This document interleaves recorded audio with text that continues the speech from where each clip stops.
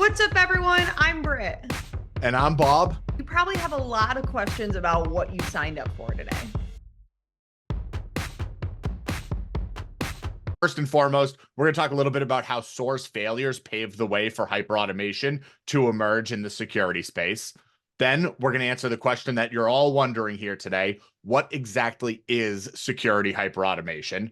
And finally, we'll give you a preview into what hyperautomation can do to benefit your security best practices. All right, guys, the question that we want to start out with is, are you using obsolete technology? So we've seen this throughout the course of history, right? We've seen BlackBerry go to Apple, Taxi to Uber, Blockbuster to Netflix, my personal favorite. Yeah, Britt, and we've actually seen similar transitions throughout the cybersecurity industry as well. But most recently, we're seeing legacy SOAR solutions falling to the wayside and being replaced by security hyperautomation. So the reason why security leaders are shifting is because the SOAR has failed to deliver on the major promises that it made. Right? SOAR solutions, they were originally the answer to challenges that security teams were facing within their SIEM solutions. SOAR promised to take data collection and aggregation a step further and turn heavy logs into actionable events.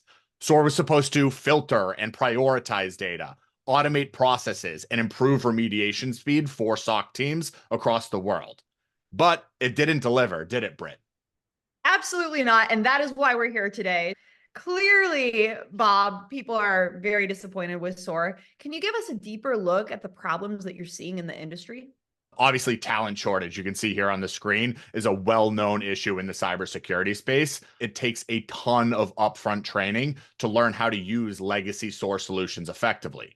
So when organizations are looking for specialized knowledge and in-depth experience, the talent pool is dwindling even further, which brings us to that second problem we're seeing, which is tech sprawl. It's a very complex security landscape out there, and organizations are using anywhere between 50 to 75 different security tools on average within their security stack. So we've got this lack of analysts who know how to effectively build out SOAR integrations and automations, coupled with an increase in the amount of security solutions, and that causes alert fatigue.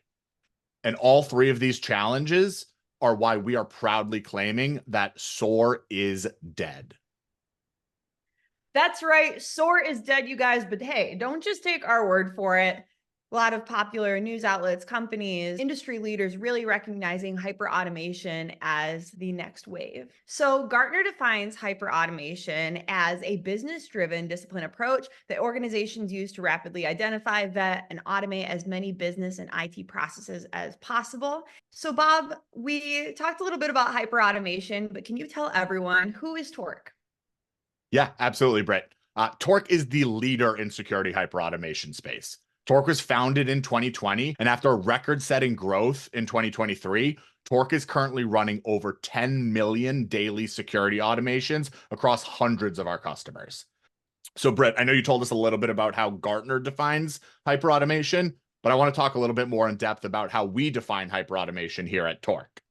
So, at Torq, hyperautomation at its core is, first and foremost, the ability to integrate anything instantly. Speaking of, the second piece is that ability to build and deploy automations in just minutes.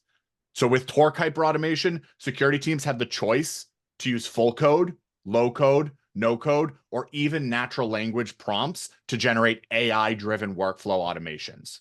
And finally, the third piece of hyperautomation is that hyperautomation must be built on an enterprise-grade security architecture. Most of the concerns surrounding SOAR solutions stem from its rigid on-premise architecture that we just talked about. Hyperautomation, on the other hand, is built on a cloud-native, zero-trust architecture that eliminates performance and scaling concerns.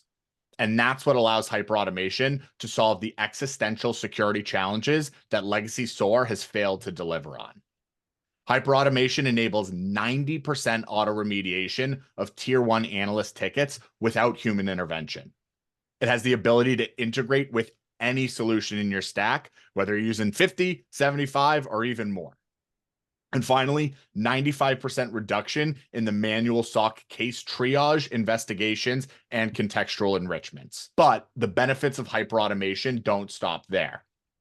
At Torq, we've taken hyperautomation and applied it directly to the SOC, streamlining the entire case management lifecycle from detection through remediation.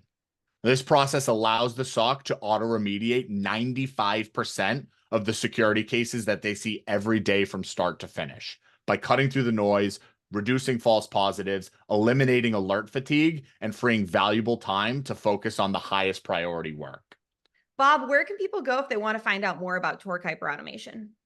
Yeah, easiest way to talk to our team is visiting torq.io/demo. You can go ahead and plug in your information and we'll reach out to schedule a demo with you and any other team members that you want to bring. We'd be happy to take a deeper dive, answer any questions that you have on that call. Thank you for tuning in. I'm Britt.